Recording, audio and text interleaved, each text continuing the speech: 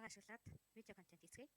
За Canva руу ороод за Canva education хөлбөр бол маш олон төрлийн маш олон гоё загваруудтай.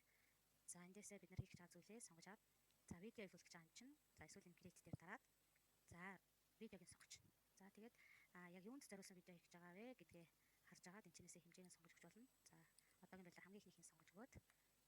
За видео илүүлэх үед бас энд бас бидэнд маш олон бас загварууд ингээд санал болгож байна. Гэхдээ хамтдаа бүгдээрээ 2 видеог илүүлэх гэж байгаа учраас за апплод хэсгээс за видеого компьютераас сонгож өгөөд за энэ 2 видеог сонгоод авч.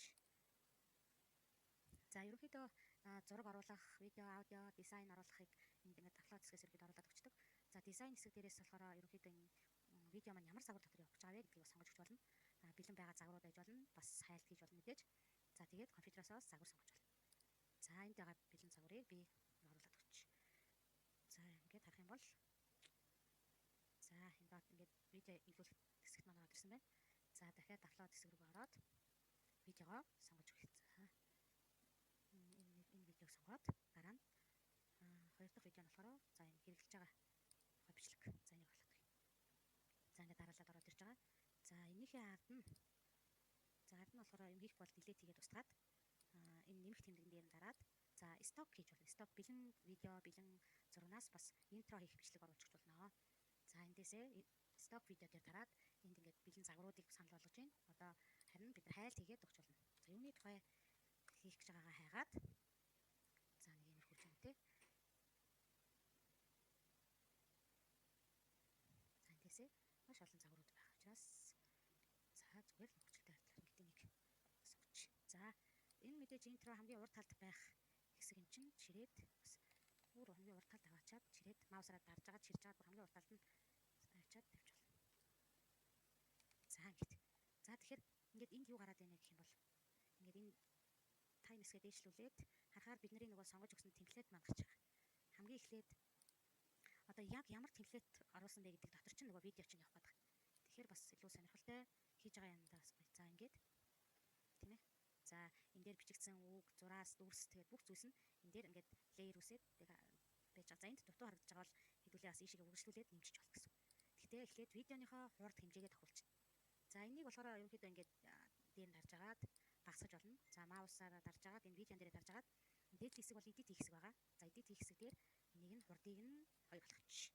За тэгэхээр ингээд энэ видео маань бас арай хурдан явах болно. За ингээд микробит маань танилцуулга явж байгаа. За тэгээд энэ дээр болохоор за бас видеого сонгоод энийг хурдыг нь 2 болгочих. За ер нь хийж байгаа нь за надад үгнэрээ. За энэ дээр дууг бас хааж болно. За видеон дээр дараад энэ дууг нь багасгаж болно. За 100-аас доош нь хэдэн хувиар багасгамаар эсвэл бүр хааж болно гэсэн. Зүгээр ID set өгчих болно гэсэн. Тэгэхээр хурдлуулсан учраас нэг үгтэй байхаар бас жоохон онцгүй байгаа дэв шууд тэр чигт нь хаагаад. За энэс хойшоо видео маань ардаа нөгөө темплет явах гэдэг тийм. За тэгвэл яг энэ дээр авчирж агаад бас за энэ хэсэгтээ. Авчирчаад за нөгөө апплод хэсэг рүү тавьчихжоо дизайнаасаа дахиад эсээ сонгож өгч ингээд татаад чирээ сонгож байна. Дахиад нэгэ дарчвал эн чинь давхартаад 2 давхар болоод тавьчихна. Эсвэл за бүр ингэж болно. Энэ хэсгүүдийгээ бүгдийг хуулаад аваад тавьж болно. За яг энийг үргэлжлүүлээд дахиад явъя гэвэл за энэ бүр хойноос явчлаа тий. За энэ хойноос явчих гэдэг чинь нөгөө шинэ дахиад леер үсчих. За энэ тэгэхээр дими. За энэ хэрэггүй. За тэгэхээр хэдүүлээ яах боломжтой вэ гэвэл за энийг шууд татаад ишгээ видео хүртлээ үргэлжлүүлж болно гэсэн үг. За ингээд контролоо дарж агаад хамгийн мэдээлийн давхаргуудаа дараагийн нэг сонгож өгöd.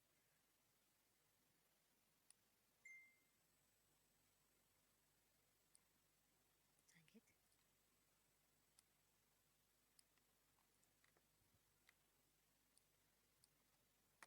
за эхнээс нь харъя. За ингээд дуус хүртлээ энэ темплетэн дотор ингээд явна гэсэн үг. За ингээд давхаргуудаа дээш нь хараад яг юу байгаагаа бас харж байна. За ингээд дутуу үлдсэн байх юм бол энэ дээшээгээ бөглөж агаад эндээсээ бас ингээд татаад өгч болно шүү. За тэгэх бол зарим юмнууд үлдчихвэл. За энэ яг энэ хавьяасаа ингээд дээш нь доош нь татаад за яг би хаана юу гэж байгаа лээ гэдэг ингээд харж болно. За одоо болохоор хэдүүлээ эндээ хийж байгаа юмдаа бас нэг ID set өгье. За эндээс түрүүнийхээ апплод хэсгээсээ бас очиод аудио дээрээс эндээс яг дуу оруулаад MP3 дуунууд оруулаад өгч болно. Эсвэл одоо эндээс ерөнхийдөө нэг юм байгаад айнуудаас сонсож байгаа. За хаанаас хэлж оруулах байгаагаас шалтгаалаад дуугаа тавьчих гэнэ.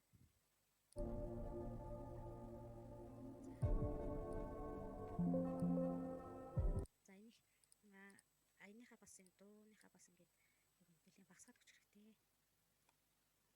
За энэ дуу дуусах хавцаа ч юм уу те дахиад нэг дуу үргэлжлээд. За энэ бас дахиад эндээсээ нэлийн баг хэмжээтэй байж болно. За энэ дээр бас яг адилхан орчлаа. За яг энэ хавцаа дуусах үед юм ч юм уу дараагийн дууг тавьчих хэрэгтэй. Аяа бас дарж агаад ерөнхийдөө бол чанга биш байвал зурцсан гэд. За энэ аянуудаа бас үргэлжлүүлж давтаж бол контрол дарж агаад